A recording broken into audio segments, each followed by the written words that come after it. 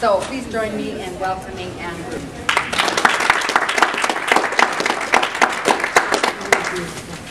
Thanks very much, Leslie. You're welcome. So I don't want to talk too loudly because of the other things happening. It's pretty good. Is it okay? So I'm hoping there's still a few little places in the front if you want to kind of move in or get closer. And I'm sure that a lot of people here probably have tons of canning experience just looking at you. I mean, is there anybody here who has never canned anything?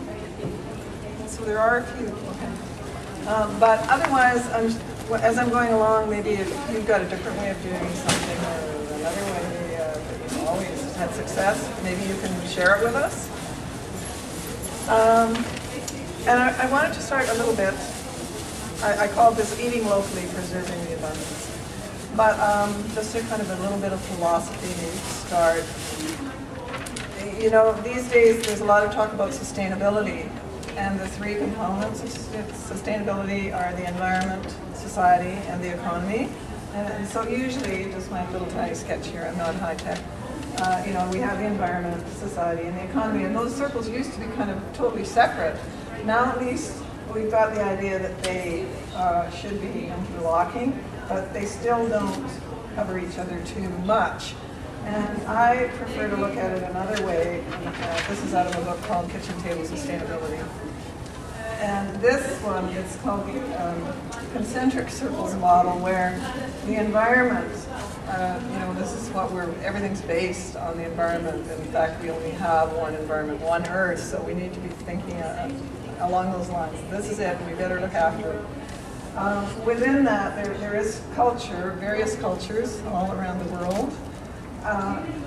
And within those cultures, of course, society, and then within that, the economy. And I think if we start looking at things from that approach, we really have to take care of the environment, preserve it. It's what we all depend on, and then our society and the way we do things, and then the economy. We tend too often to look the other way. But something like canning, preserving, all of those three areas come into it. I mean, for environmental reasons, concerns about climate change and the carbon emissions from the distance that our food travels. We should be trying to eat local food. For health reasons, we should be eating organic food as much as possible, and knowing where our food comes from, so getting it from our local neighbors or growing it ourselves. And then, of course, for economic reasons, if you grow your own food and preserve it, you save a lot of money. So it kind of all ties into these concentric circles. So my basic theory about canning is to keep it simple. I try to do this all the time anyway. A lot of people think, oh, it's very complicated, and if you look in some cookbooks, you know, they tell you, they kind of put you off by saying everything has to be sterile, and you've got to do this and that, and buy new lids every time, and get all your canning jars. And I'm sure that some people think, oh my God, I just can't do this. But I think it's way simpler than that, and the more you do it, you'll kind of learn shortcuts and realize it. So I think I mean, we could almost do this as a question and answer thing, but maybe I'll run through things quickly and then you can answer. Or feel free to interrupt too along the way if something comes up. So containers are kind of obviously something that you have to have. And lots of people find, oh, I've got so many peaches on my tree this year. What am I going to do with them? Well, I could freeze them or can them. And then you have to rush out and buy the canning jars just when everybody else is doing it, so then there aren't too many.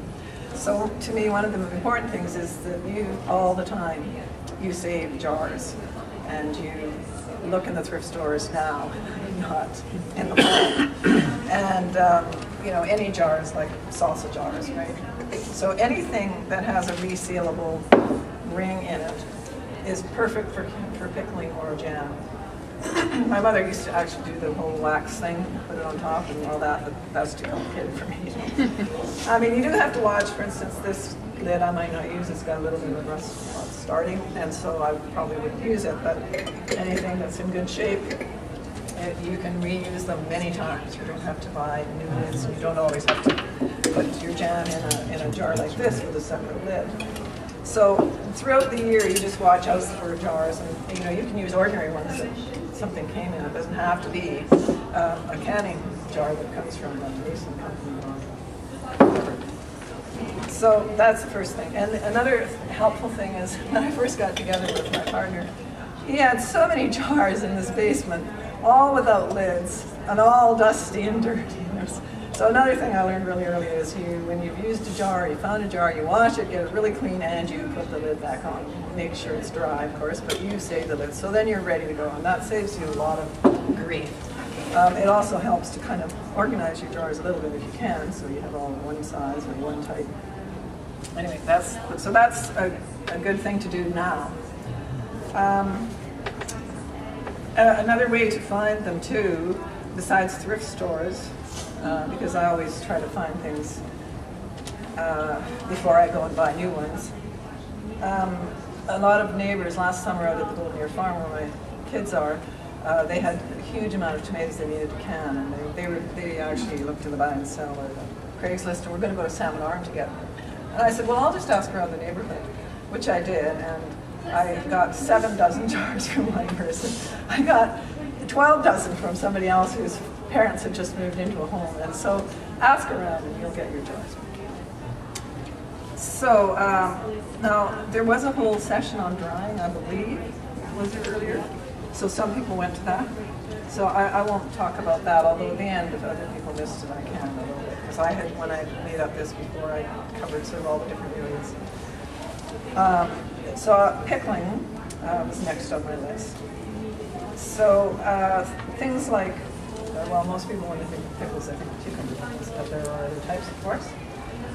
So dill pickles, my mother-in-law sort of showed me how to do that. My parents had canned pickles.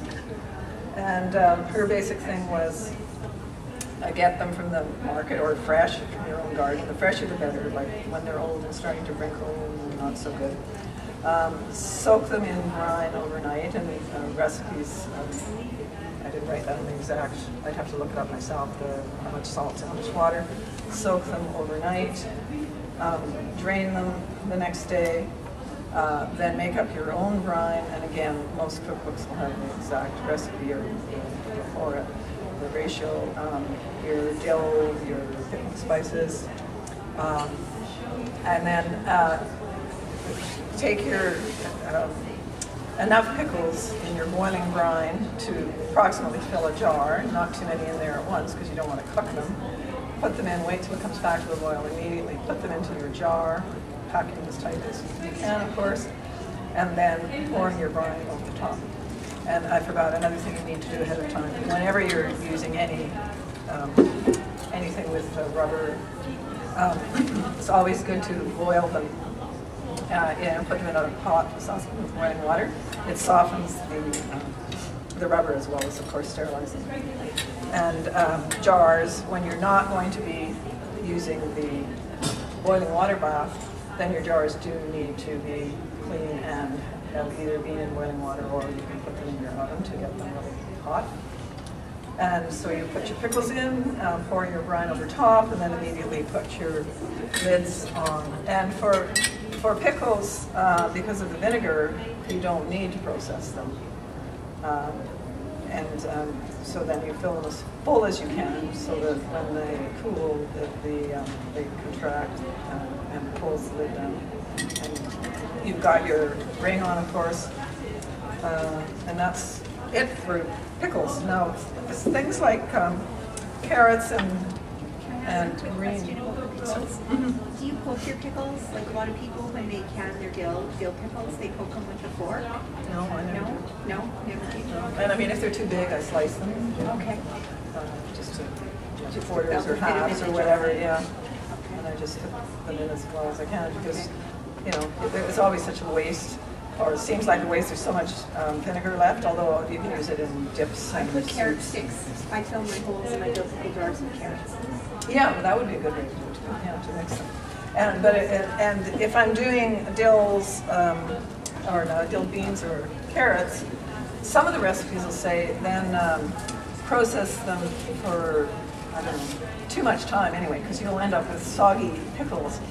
But because of the vinegar content, you don't really need to, or if you are going to process them, I wouldn't do it more than 10 minutes at most, if you're really concerned about it. But, yeah, the most tedious thing about pickles is, especially the beans and the carrots, is putting them in the jars. And there, of course, with the beans and the carrots, you can't,